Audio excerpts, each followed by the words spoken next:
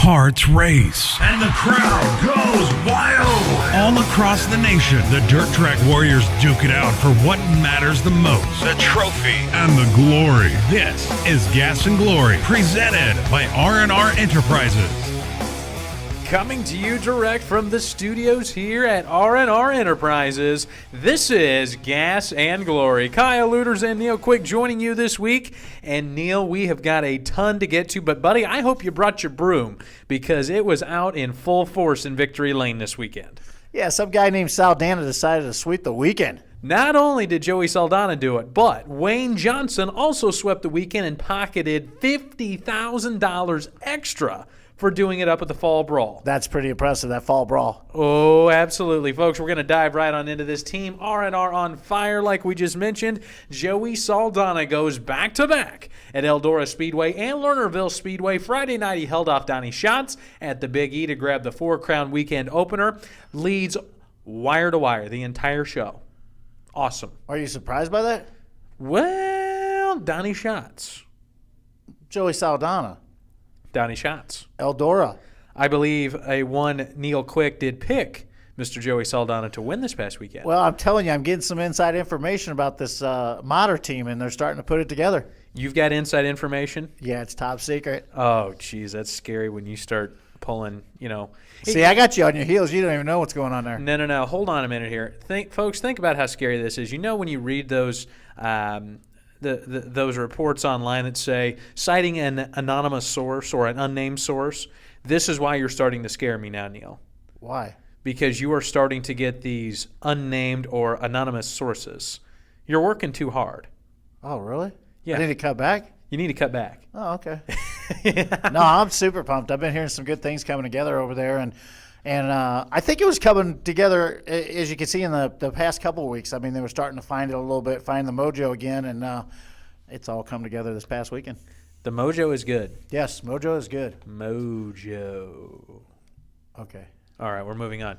After he did that, the next night at Lernerville Speedway, he leads wire-to-wire again, 35 laps this time instead of just 30, and he held off David Gravel, who finished second. Paul McMahon, my pick at Eldora, finished third. Let's bring up David Gravel. He's looking impressive last couple of weeks. I mean, since he's been in this car, he came in extremely hot, and this kid's really making a name for himself. I will really go back and even say that the past few years, David Gravel has really shown what he's been able to do, going from the number 89 G car when he was running with the All-Stars. I had the privilege of racing against him when I was on the 19 team. Very stout, very strong then. And then he hops in as Bill Rose's replacement for part of the year in 2013, and even as a teammate to him, wins the Knoxville Nationals preliminary night. That was awesome. And then this year gets the call and gets to run in the Roth machine, the Roth number 83. Good equipment. Excellent equipment. Top notch. Yeah. Some of the best equipment you're going to find out there. Well, and he's proven what he can do. Let me throw this at you. Don't throw anything at me. Well, I like to throw things when I get a chance to grab something here. Let's start with the Mike Shannon bobblehead. Mr. Shannon is doing well today? Yeah, he is, actually. He's staying glued to the table. Very much so. Hey, just throwing this out here and thinking about this a little bit after watching what Gravel's been running like, and we're at the end of 2014, and I'm already thinking 2015 over the winter and the changes and silly season. What if Gravel and this team, with the way they're carrying their momentum through 2014 going into 15, do you think there's a possibility of the 83 being a championship contender? Absolutely. They definitely will be in the top 5 in points next year if they stay together and continue to run well together. David was behind a little bit because he didn't get the chance to really run all of the races. Now, he made most of them in various different rides. But, Neil, you still have to think, this was a driver that started 2014 really without a solid plan. I mean, he was going to be in the number 59 Phoenix Racing Machine. Yeah. He started out the year there, and that wasn't going to be a full-time outlaw ride. They were going to kind of run where they could and everything like that. But when the number 83 seat opened up, he hops right on into it. And, oh, by the way, goes out and wins the spring race at Eldora. It was insane. Sure. And here's the cool thing about this. David Gravel right now, having missed a few races, is 10th in points and more than likely will overtake Craig Kinzer for 9th in points. He's already ahead of series regulars Jason Sainz, Logan Schuchart, Jacob Allen. He was ahead of Sammy Swindell for a good portion of the season. And listen to the stat line. 4 wins, 23 top 5s, 48 top 10s, and 10 quick time awards. That's impressive. I don't care who you are. I agree with you 100%. And I'm thinking maybe one more year under the belt. These guys are a championship contender. I don't know if they will be next year, but they're going to be very stout. I say top 5 in the points next year is not beyond the realm of possibility. But for right now, as we take a look at the World of Outlaws STP Sprint Car Series point standings, Donnie Schatz continues to walk, if not run, away with the title. He has a 271-point advantage over Darren Pittman. Paul McMahon starting to close in on Pittman just a little bit, 347 points behind Schatz. And then the best battle in the top 5 for the 4th spot, Joey Saldana has a 1-point advantage over Kerry Madsen. It's pretty tight there. It's getting extremely tight. But that's what's going on with the World of Outlaws STP Sprint Car Series. Our friends from USAC were in action this past weekend at the Big E. It's 4 Crown Weekend, man. Yes, definitely. You're not any more excited than that? Can I get a little extra? It's 4 Crown Weekend at Eldora. Okay, that was a little better? cartoonish. Okay, sorry. Okay, we'll go with it, though. So 4 Crown Weekend. Jack Hewitt was back in a Silver Crown car. Jack Hewitt, folks. That's right. Jack Hewitt was back. We'll talk about that here in a second. Up first, the midgets did pretty good. Brian Clausen, your winner. Keith Coons had 2 torn-up midgets when Rico Abreu met the wall. Christopher Bell looked good in the midget race, but like we mentioned, Brian Clausen, the winner there. Now, they had to delay the USAC portion of this from Saturday night to Sunday afternoon. We were doing some daytime racing in Ohio. Eating some tires, man. Tires were the name of the game. As we look into the sprint car division, it was all Brady Bacon in the mean green Hoffman machine. And a big crash took out 4 machines midway through the race, and Bacon got by Robert Ballou on a restart, and that was all she wrote. Yeah, I've seen that. Sorry. No, just read some notes here. No, Bacon looked impressive, and definitely the Crown event had a little bit of excitement to go with it, too. Silver Crown's a little controversy as Caleb Armstrong was initially declared the winner, but was penalized after the race for changing a tire that was not flat. And, Neil, when you watch the highlights on EldoraSpeedway.com, you saw him come in, get the tire changed, and then after that he was flying around people on the outside. And look, how does that happen? You change the tire, man. Yeah, but how do they not nip it in the bud from the word go? Yeah. Hey, let's get you after the race. Well, we'll talk about that here in a little bit. But because of that technicality, Jerry Coons Jr. is now credited with being the winner. He's not in the photographs, though, folks. We'll talk about that here in a second. God, always prolonging me. Jack Hewitt had issues with his Toyota machine, pulled in early, finished 16th. That was a bummer. Yes, it was. But nevertheless, a very good 4 Crown weekend at Eldora. We talked about it a little bit earlier. It was time for the 3rd annual Casey's General Stores Midwest Fall Brawl, man. Sounds more like a wrestling match than a race, but it's good side-by-side racing. New this year was the bonus for $50,000. Used to be $20,000. This year it was $50,000. And Wayne Johnson used 2 masterful performances to pick up both wins. His total for the weekend, Neil. Wins, bonuses, the whole shebang. Guess what it was? What was it? $61,150. Wow, that's a lot of Casey's pizzas. That is a lot of Casey's pizzas, man. You know the best one? The breakfast pizza and then the taco pizza. Taco pizza, man. No, that's you know what? I'm telling you, between the Fall Brawl, the way the format is, I'd like to see more events like this. Absolutely. Or the opportunity to give these drivers a bonus, something to shoot for. You put $50,000 on the line, Neil and I will wreck our grandmothers to win something like that. Hey, speaking of that, I just got an entry form from USAC for the Gold Crown Midget Nationals. Oh, really? You coming out of retirement? By email. You're coming out of retirement? I'm thinking. Oh, jeez. We're going to have a shoehorn to get you in that thing. Oh, no. The way I'm slimming and trimming, I'll be good. It's next week. You should be down, another 20 pounds by then? Another 5. Neil's slimming down, folks. We're going to have to take the before and the after pictures here, but he's doing pretty good. It was a pretty racy track up at I-80 Speedway in Greenwood, Nebraska. 48 cars tackled the event total. That was awesome. Maybe I could get a weight loss sponsor. Let's see. Didn't most of them get, nailed by the FDA or something? Really? I thought a lot of them did. Like Stacker 2 in them. That isn't a weight loss. That's an energy supplement. They used to be weight loss. Well, what's the difference between that and an energy drink? They're not getting busted. I don't. Okay. Not most of them. We've got to continue on. See, folks, this is how we get sidetracked. The guys and gals of the NHRA Mellow Yellow Drag Racing Series had a busy weekend, so please bear with us as we get through all of this. Get Kitty Brown on the horn. I want a midget. I'm ready to go. First, they had to complete the eliminations stuttering from and the everything. rained-out Carolina Nationals, and then they had to qualify and race the AAA Texas Nationals. They did all this down at Dallas, Texas. Our buddy, the Sarge, Tony Schumacher, swept both events for He Top was Fuel solid Dragster. through the weekend. He was winning like nobody's business. That U.S. Army dragster on fire. Now, speaking of... It wasn't on fire. It was winning races. No. Literally, when it was leaving the line, it was on fire. Did you not see the pictures? Yeah, I seen a few of those. There you go. See? That was one time Yeah. that phrase was actually applicable. Okay, that's cool. Okay. Got Now, it right. Don Schumacher Racing is where he races. And speaking of Don Schumacher Racing, his teammate Matt Hagan won the Charlotte portion of the event for the funny cars, while Courtney Force won the Texas event. Jonathan Gray won in Pro Stock for the Charlotte event. Dave Connolly won in Texas to give Gray Motorsports a back-to-back winning effort. And finally, in Pro Stock Motorcycle, it was Eddie Krawiak for the Charlotte event, and Andrew Hines took the win in Texas. So very, very busy weekend for NHRA down in Texas. We move on to NASCAR, where Kyle Larson continues to prove to the world what we've known all along, and that he's just pretty much one of the best racing talents we've ever seen. I could take that guy. You can take that? Oh, Mr. One-Hit Wonder over here.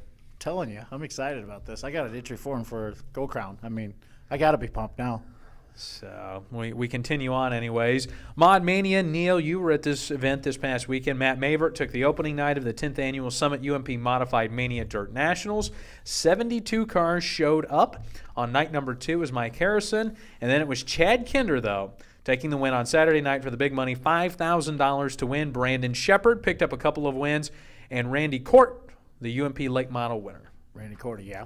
Randy Cordy there. My mistake, excuse me there. And you were there, so you got No, the 4-1-1. great race, and especially I think Friday night kicked it off big with some of the racing that went on there between Bobby Pierce. I mean, it was wheeling this modified through the field and put a maybe not so clean Now, move. Bobby Pierce, someone we're used to seeing in a late model, jumped into a modified for this race. Yeah, they put together a modified, a very stout car, and he's coming through the field and battling for second, third with Mike Harrison. Second, third is that new position I'm not aware of? It went back and forth between them. Okay. Okay. No, it was one of those things that Bobby was catching Harrison and eating him up in between 3 and 4 and put a slider on him, and it was one of those racing incidents. It kind of spurred some controversy and a little bit after the race excitements on the back straightaway, so it carried over to the stands, but definitely was a big Wait a minute.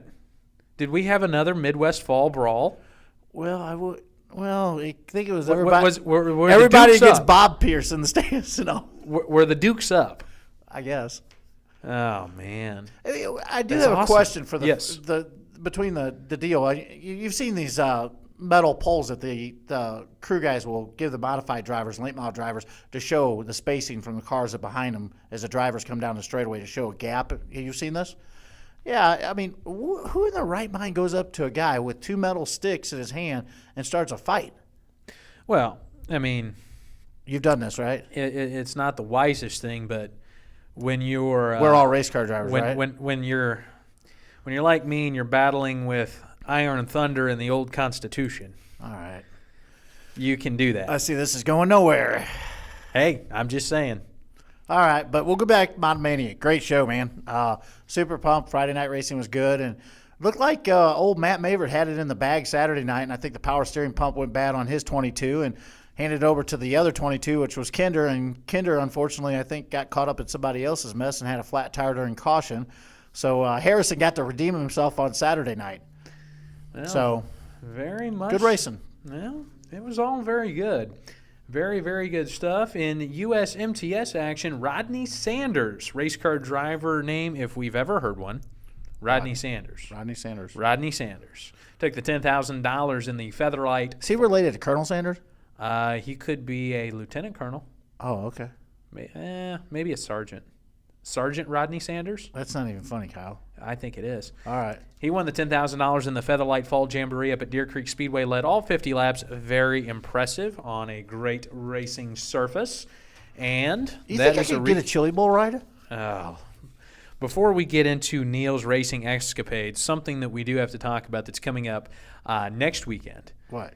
Is the 2014 R&R Enterprises National Open Benefit presented by FK Rod Ends. This is an event that's very near and dear to all of us here at R&R. Yes, absolutely. Been involved now for a couple of years, and I got the chance to speak with the guy that's putting it all together, Kolten Gouse, and puts a lot of hard sweat and tears into this event. A lot of hard sweat and tears. He absolutely does. And even the soft sweat and tears. It all makes the difference. It all does make the difference. But anyways, I had the chance to catch up with him a little bit. And, great guy, great cause. And you guys got to listen to this. He's got a ton of stuff going on with it. And we're joined today by Kolten Gouse of Kolten Gouse Promotions, the madman behind the 2014 R&R Enterprises National Open Benefit presented by FK Rod Ends. Kolten, how you doing today, bud? I think you're finally getting a little bit of rest and relaxation after being out on the road all summer long with the Casey Kane Racing Team. Yeah, I'm doing pretty good. We're back in Charlotte here for the next couple of days, so it's actually kind of good to get back into the routine of being back home and actually working out of our own shop finally. Now, before we get on into the National Open Benefit, we talk an awful lot about the sacrifices of the drivers and the crew. Because you guys are based down there out of Mooresville, North Carolina, you maybe don't get back to the shop as much as some of the other teams that are situated maybe in the Midwest, Indiana, or Kansas, Nebraska, wherever. How long have you guys been on the road since the last time you were in Charlotte? Well, the last time the truck and trailers have been back here was like May 27th or something like that. So it's about 3.5 months. Holy mackerel! That is quite the jaunt there. That's pretty much the vast majority of the World of Outlaws season. But you guys keep her pretty busy. But one event that's coming up next weekend that not only are we here at R&R very excited about, I know you're very excited about and working feverishly on, is the National Open Benefit coming up next weekend. Talk a little bit about how the event got started and then how you got involved with it a couple of years ago. Well, the actual event started 2008 when John Westbrook got hurt at Williams Grove, and that's kind of how the whole event started, was to help him. And then a couple years afterwards, after that, they did it for different things. And then 2011, I came in just kind of as a partner to Lisa and Vince Magaro that started it, and then 2012, I took it over on my own, and then we've done it each year since. For 3 charities, World Outlaw Benevolent Fund, the Steve King Foundation, and York County Racing Club. So it's turned into an actual really, really good event the last 2 years, and I'm sure this year will be no different. Oh, absolutely. And we're speaking with Kolten Gouse of Kolten Gouse Promotions, the man behind the scenes when it comes to the R&R Enterprises National Open Benefit presented by FK Rod Ends.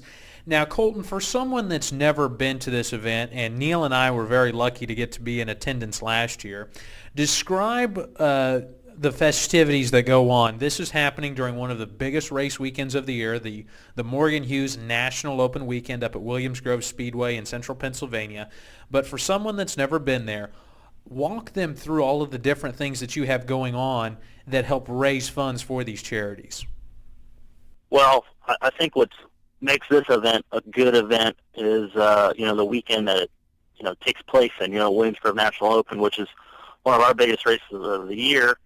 And plus, they get about 12 or 14,000 people there. So, the atmosphere with the PA posse and the World of Outlaws,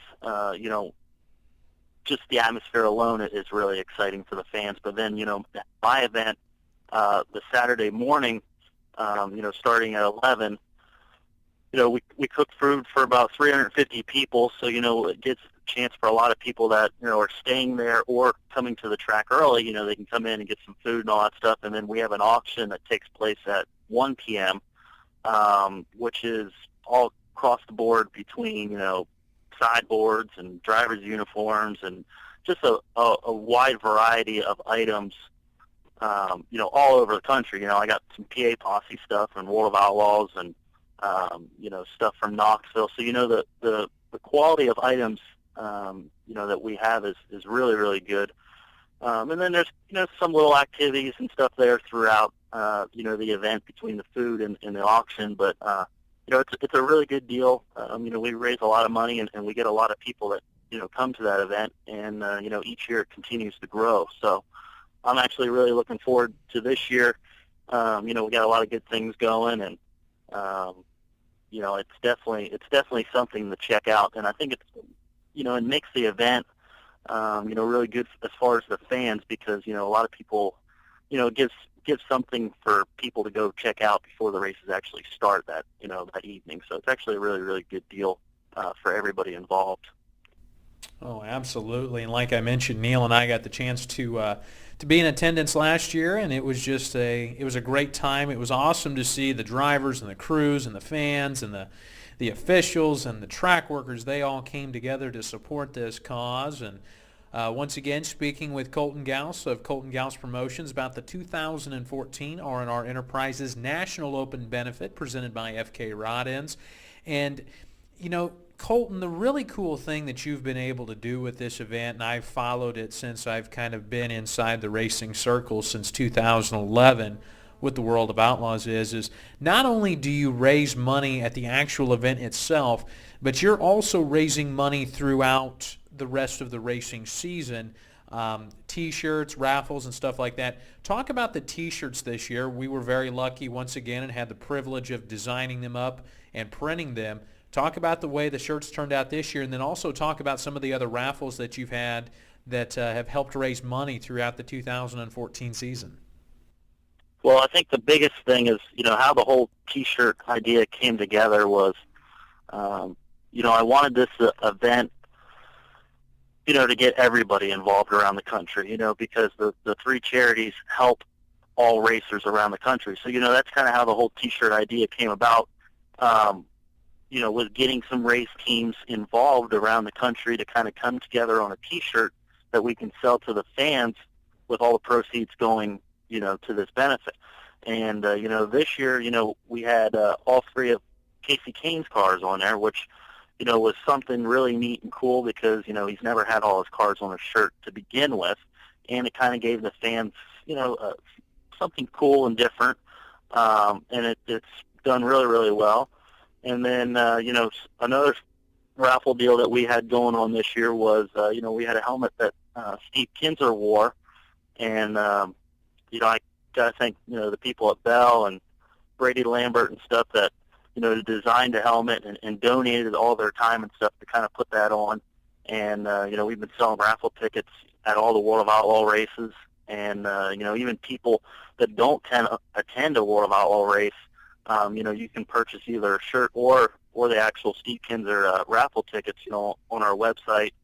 So, it's definitely a really good deal for, where we can get all the fans and teams and crew members and stuff, not just in Central PA, but around the country to kind of participate and donate and be a part of this event. And that was one thing that I really wanted to, tie in was, to get everybody involved in it. Each year it continues to grow and, I think everybody kind of really looks forward to, participating in this event, which, I can't thank everybody enough. It's just been the support from whether it's sponsors or, people donating items, as far as race teams, the support has just been phenomenal. And, I think that's just, what makes this event really, really special is, all the support and what people do to kind of bring this thing together.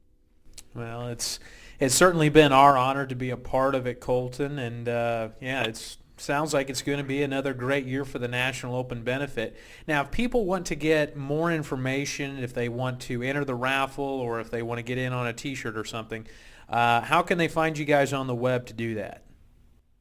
Well, our website is, nationalopenbenefit.com.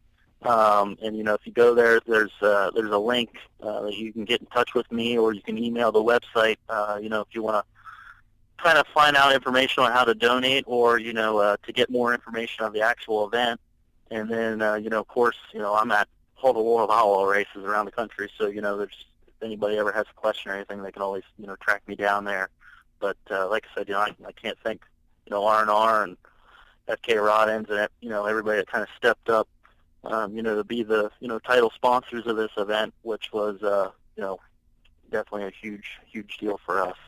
Well, we're very proud to be a part of it, Bud, and best of luck to you guys up there as you race with the number 9 Great Clips machine for Casey Kane Racing, and hopefully we raise a lot of money this year and exceed the total from last year. We'll be anxiously awaiting to see how we did in 2014, and hopefully 2015 will be even better. So, been talking with Kolten Gouse here of Kolten Gouse Promotions about the 2014 R&R Enterprises National Open Benefit.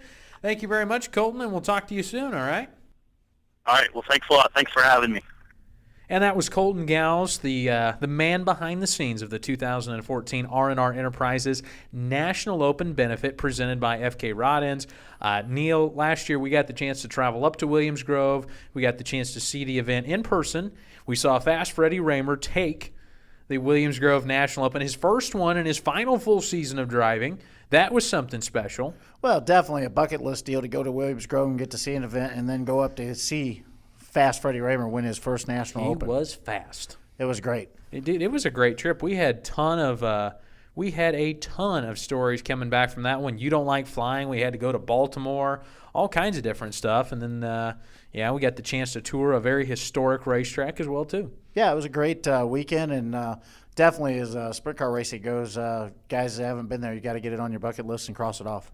The Williams Grove Speedway last year on Saturday night was as packed as I had ever seen it. Oh. People crawling everywhere. They're in the stands. They're in the infield. They're in the pits. They're on top of the haulers. I'm surprised they weren't in the cars, too. Can't pass it up. No. But a topic that you hit on a little bit earlier, something I wanted to bring back up. Me running the Gold Crown Internationals? No, Neil, we're not talking about your racing career until something actually materializes with it. So that was harsh. Yeah. This Caleb Armstrong deal. Now, at the racetrack, he was declared the winner. And then later on, according to the USAC rulebook, they disqualified him and declared Jerry Coons Jr. the winner. Your thoughts on taking the win away from a driver instead of just penalizing him?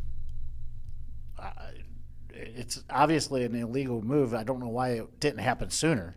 My question is, how did it go on to the end of the event, and how did they end up in victory lane? And my question is okay, if he did change the left rear tire, why and how didn't it come open or come out clear earlier in the race? I mean, I'm kind of confused by the whole situation. I think the tire had to be flat. That was what they're contending. You can change the tire if the tire's flat. Okay. And I think that the USAC officials possibly determined that it was not when he changed it. Okay. So, but I think it kind of goes back to this old adage of it was something that Bill France kind of came up with. He wanted the people to go home knowing who won the race. That's why in NASCAR it is very rare. In fact, I can't even really remember a case in my time of watching NASCAR where they did take the win away from the guy. Now, they've fined and penalized race winners to Kingdom Come. But they've never, in my recollection, my time watching NASCAR, it could have happened, folks, but in my recollection of watching NASCAR now for 15 years, I've never seen a win taken away from a driver like Caleb Armstrong had this win taken away from him and given to Jerry Coons Jr. So, in your opinion, do you think that he should have been awarded the win and then fined, or yes, a penalty? I think that he should have been awarded the win, but fined. It kind of goes back to that the race fan knows who won. Because here's the thing, especially in this day and age, if I was at the racetrack, I saw Armstrong win the race. And then later on I hear that Jerry Coons Jr. is the winner. Whoa, what happened? What was the deal? Well, that is true. I mean, the idea. You brought it up earlier, the victory lane photos. Yeah. It's Caleb Armstrong. He's got one arm around each queen. He's got the trophy. Yep. No, it is. I mean, it's a situation. But in one aspect of it, I look at it and go, you know what? Applaud USAC for doing what they did because They are in a tough spot. yeah, they're in a tough spot, and by any means, I mean, he did break the rule, and this is dirt racing. This ain't NASCAR, and the money and the check still goes to the right guy, I guess, in this case where that being said, I mean, what are you going to do? Give him the win and then find him the whole purse? I mean, that's what really needs to happen, or find him back to his position. I don't know. I mean, my thing is obviously there was a rule infraction. The question is, how did it get to where it got to by the end of the race, and how does he end up victory lane and getting the pictures taken and stuff like that? I mean, that has a lot to do with USAC in this case. So my question is, when the officials in these cars are changing the tires on a Silver Crown car, how did this happen, and was it a mistake on USAC's part? Was it a mistake on the crew's part? There's a lot of questions to be brought up about this, and I'm sure that there'll be some more refining down the road on it. Oh, absolutely. And, you know, like we mentioned, I mean, it's a tough call for USAC. It's a tough call for every party involved. And, you know, these are just our opinions, our takes on it. You know, we weren't there. We're going to say that we were not there. I mean, how would you feel if you were in second place and the guy up front won by cheating or having an unapproved tire change? Honestly, okay, if you go home and he's the winner, he's standing in victory lane, and you know that he shouldn't be there. mm-hmm. That's Because the I racing mean, bit. I mean, I would be angry. Racing. I would be angry. I would be angry. See, but here's the thing. This is where you're looking at it from two different perspectives. From the fans' perspective, I saw this guy take the checkered flag. Okay. Now, as a racer, I think I should win every time. Every call should go in my favor. And as you and I both know, not every call goes in your favor. There are some times where it's just plain unfair. Well, and I'm going to speak with a little bit of experience on this deal. I mean, you go through a race weekend, and I've been there. I've been through a big race weekend and went out and won and had a dominating weekend, and standing in tech afterwards on Sunday evening, and you get bounced because of a rules infraction. And as a driver and as a crew, you did nothing in the aspect to cheat or be labeled as a cheater or making that mistake. And you're going home from the event, and you just got bounced, and you lost your win, and in this case, lost a championship, in my case, and you're driving home, and you're going, man, how does this happen? And you didn't do anything wrong in this case. So it can go both ways. I mean, it's definitely a both-way situation. But somebody did go home with the win, and did they go home with the win in my trophy and my championship? Yeah, absolutely. I felt that way all along, and still to this day I do. I didn't do anything to be put in that situation. Now, if it's something in this case where an official made a mistake, I'm kind of blaming the series a little bit too. Hey, you guys, what happened here? What happened? We didn't know this, but as a racer and a team, you should know the rules. And in our case, in my case, it was we abided by the rules. It was something that was an infraction, especially when you get into a big karting series and different races. There's always rule changes with motors and stuff like that. I took and won a race earlier in the series at that same track and come back and dominated with the same motor, same setup, same everything. By the time I got back to that track, the motor had changed, and this was something that had nothing to do with me. It was the way it was manufactured, and I got bounced on a championship. It was tough to take as a driver, and I'm sure Armstrong's in the same situation going, hey, how did we change a left rear tire? He's a driver, and he's probably upset, and hey, crew members, you should know this, or by the way, where's the USAC official? Why didn't this get stopped before it happened? So a lot of questions there, and yes, would he have won without the tire? Could he? Yeah, he could have possibly won without the tire change. Yeah, I mean, either way, you hate it when you see these types of things. The folks in charge of the series, they don't want to make the call. The track, they don't want to make the call either. I mean, it leaves a bad taste in everybody's mouth. These are, I mean, outside of Jerry Coons, who picked up the win, and rightfully, I mean, running up near the front the entire event, there really is no winners here. No, it makes it tough for the fans that watch the race. It makes it tough for the teams, and all you can do is go back at it, and hopefully nothing like this happens again. Yeah, you're absolutely right there, and one of the certainly added some spice. Yeah. To the Four Crown weekend for USAC and their multiple divisions. It was a pretty awesome show to watch. Coming up this weekend, speaking of awesome shows to watch, the World of Outlaws STP Sprint Car Series heads to Bloomington and Berlin Raceway up in Michigan. It's Bloomington down in Indiana. This is going to be the farewell, the final home race for the King of the Outlaws himself, Steve Kinzer, right there in Bloomington. Literally lives like 10 minutes from this track. Have we got that clarified? Are we for sure this is gonna be his final Bloomington World of Outlaw race? Well, on the tour. Oh, on the tour. Okay. On the tour. Okay, Yes. I want to make it clear. You want to make that clear, but yes. Swinging on through Bloomington Speedway, Indy Race Parts getting involved in this one. Neil, I'm expecting just a huge, huge turnout for the King. Absolutely. Bloomington's a great facility, and again, being a hometown race for Steve Kinzer and a how do you say this? Just a well-achieved career and going out at the home racetrack. I think this is going to be a big deal. You know, he still has a few races to compete in. The National Open's coming up. They'll go up to New York. They'll go to Port Royal, and then they'll go down to Charlotte where, you know, his career as a touring outlaw will come to a close as we understand it now. But this one I think is going to be pretty special. No, I think this will be one of the big races for him, especially in this farewell tour and being so close to home and a lot of turnout there. Berlin Raceway going to be another exciting venue for the World of Outlaws STP Sprint Car Series. So before we head on into this, They brought dirt in for that one. yes, they did.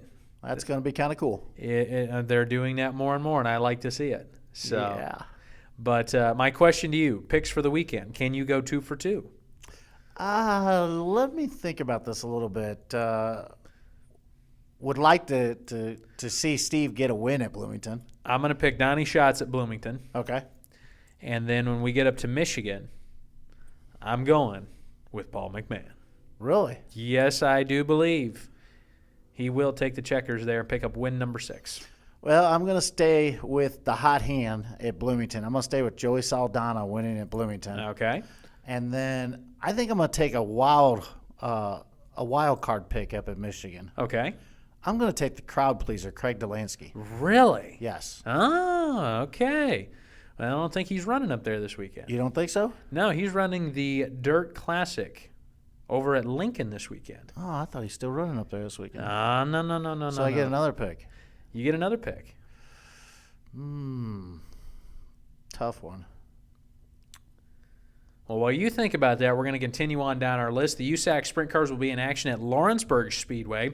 And then the ASCS Series heads to Wheatland, Missouri for the 4th annual Jesse Hockett Daniel McMillan Memorial at Lucas Oil Speedway. Huge event for the 360s. It's going to be awesome. Hockett Memorial. That's a cool race. It absolutely is. A great friend to everybody in the racing community, Great way Jesse Hockett. Yeah, great way to honor Jesse and a great friend to all of us, and especially a good way to actually honor Daniel too. I mean, Daniel and Jesse was close to everybody, and fortunately they're passing early in life. So. And we did miss those guys very much. And as we mentioned a little bit earlier, the Dirt Classic, first annual Dirt Classic, $20,000 to win. Lincoln Speedway this Saturday night. The World of Outlaws tune-up is at Williams Grove on Friday night. That's where Craig Delansky and several of the other guys will be. I believe Shane Stewart will be up in that area as well. Yeah. And they'll run Williams Grove Friday night, and then they'll head on over to Lincoln for this $20,000 to win race presented by Casey Kane. And this has been one of the races that we've known about for a very long time. We're very anxious to see kind of what's going to happen at Lincoln this Saturday night up in Abbottstown, Pennsylvania. Yeah, it's kind of one of those races that we're talking about, kind of like the Fall Brawl. It's kind of neat to see a little bit of some of the promoting and different things that they're going on about it, and the way this has been set up. All right, listen to this quote from Brian Monteith. This is awesome. He's talking about Lincoln Speedway here. It's tough here every week. It doesn't matter where you start. You can start the front row, you can start 20th, and everybody's got a chance to win. That's why I think that Casey Kane race is going to be a good deal. You don't need a ton of motor, engine power, or anything. Anybody can win from any point in the field. So I think it's going to be a good show. This will be short track racing at its best. I don't think you can say it any better. I've seen a number of races at Lincoln, and Monteith hit the nail on the head there. It's a great facility and produces great racing. And it is. There is no real advantage. I mean, you can throw a sheet over these guys out there. Oh, absolutely. And the local competition will be stiff. And you'll have some travelers coming on in. And it's a great way for some of these teams to get a night at Williams Grove before the National Open next weekend. So going to be very interesting to see what kind of all comes out of this event. It's going to be very interesting to see how this does, and then the Winter Heat Series coming up in January down in Arizona. We'll talk about that more on a later show. Yeah, we were talking a little bit about that this morning. NHRA goes for round number 3 in the countdown right here in St. Louis. Yeah, it should be a fun weekend next weekend. Or coming up here Saturday. It's one of those deals that get to see all the guys that we do business with on the drag side, especially the guys over at Schumacher. Are you going to salute the Sarge? Salute the Sarge? Are you going to salute the Sarge when you see him this weekend? I've never saluted him, but I may. You should do it. Okay. See what happens. Okay. Okay. I just want to drive the car. So whoa. You've wanted to get into a midget. Yep. We've heard about your go-kart. Yep. And now you want to get into a 10,000 horsepower top fuel dragster. I'm telling you, there's a comeback in the future. Boy, Chili hey. Bowl. I tell you what, as soon as you get a ride for the Chili Bowl, I'll hop on the back of a snowmobile. Well, we've been hearing about that all summer Quiet. NASCAR heads on into Dover, and Neil, this will be... I think that should be a survey. There's more chance of me getting a Chili Bowl ride than you on a snowmobile. Whatever. NASCAR is heading to Dover. 4 drivers will be eliminated from competition for the chase at the race, at the end of this race. This is going to be interesting to watch. Like, I'm intrigued a bit. You are? Who's going to get knocked out? Or who might? They were trying to knock each other out last week. That's what I'm saying. You've got Denny Hamlin back there. He might miss the cutoff. What happens if that guy just leapfrogs up and wins the race? He's in. He goes to the next round. Anything can happen, especially at Dover. I'm telling you, it might be a very good, interesting race to watch this week. 15-car pileup on the backstretch. I can see that happening at Dover. Yeah. Oh, it's narrow. It's narrow, and they'll bounce off each other, but it's great racing up there, too. Absolutely. The concrete mile. Will Jimmy come out of hiding and win a race this weekend? Come on. It's hard to bet against Jimmy Johnson at Dover. It's really hard. We'll see. That's one of his best, if not his best track on the circuit. That's who I'm taking for Michigan for the outlaw race, Jimmy Johnson. You're taking Jimmy Johnson for the Michigan outlaw race. Yeah. He's not going to be there, is he? No, he's not. All right, I'll go with Kerry Madsen then. All right, I like that. Joey Saldana, Kerry Madsen, and then Donnie Schatz, Paul McMahon. May the best man win. We'll see. It's kind of like the football pool. It's been pure dominance over here. We have a football pool around here at the office, and I won week number 1 going away, and then The wheels came off. No, Mr. Neal over here comes and wins a couple of weeks in a row and thinks he's a rock star. So week number 4 shall be your downfall, sir. Yeah, we'll see. And now it's time for one of our new segments here on the show, quickly becoming a favorite. It is now time for Did You See That? Each and every week, Neil and I find something unique and interesting going on in the racing world, and we point it out, we show some images. Oh, by the way, Gas and Glory on Facebook, on YouTube, and in the iTunes store. Also on Twitter as well, too. So, up first. Yeah. Neil Quick. Pink walls at Eldora this weekend in honor of Breast Cancer Awareness Month. Did you see that? Yeah, I absolutely did see that. Tied in kind of with the Chevy deal. I thought that was kind of cool. Absolutely. The Eldora walls were pink and brown. Interesting color combination. Looked like saltwater taffy.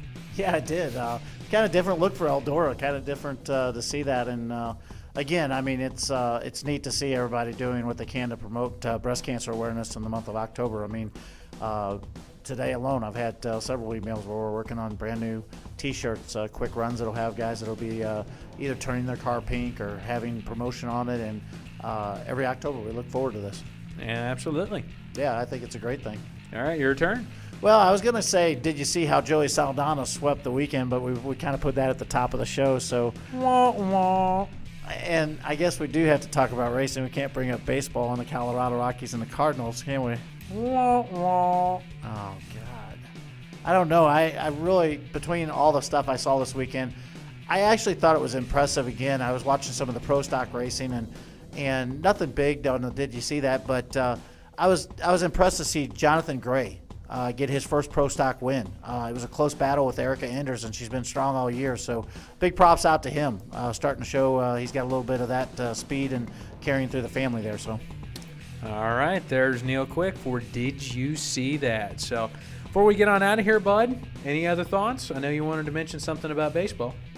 Well, I just it's always exciting this time of the year here in St. Louis because we have a team called the Cardinals, and And St. Louis is very good at getting the postseason, and unlike the Colorado Rockies, which are probably, I think, the second worst in the MLB right now, we will be going back to postseason. I'm not so sure the Rockies made it this year. Hey, Neil. Yeah, Kyle. I've got one date for you. What? April 15th, 2015. Really? Yes, that is when the Colorado Rockies begin their march to the World Series next year. Folks, we want to thank you for tuning in to Gas and Glory. Really? And remember, you can pick up our driver's gear at www.r-racewear.com, the web's largest store for dirt track racing apparel and merchandise. On behalf of everyone here at R&R Enterprises, he's Neil Quick and I'm Kyle Lueders, and we'll see you next week. You've been listening to Gas and Glory, presented by R&R Enterprises. All rights reserved. Please visit the web's largest sprint car store today at www.r-rracewear.com. The views and opinions expressed in the show are the host and guest alone and do not directly reflect those of R&R Enterprises.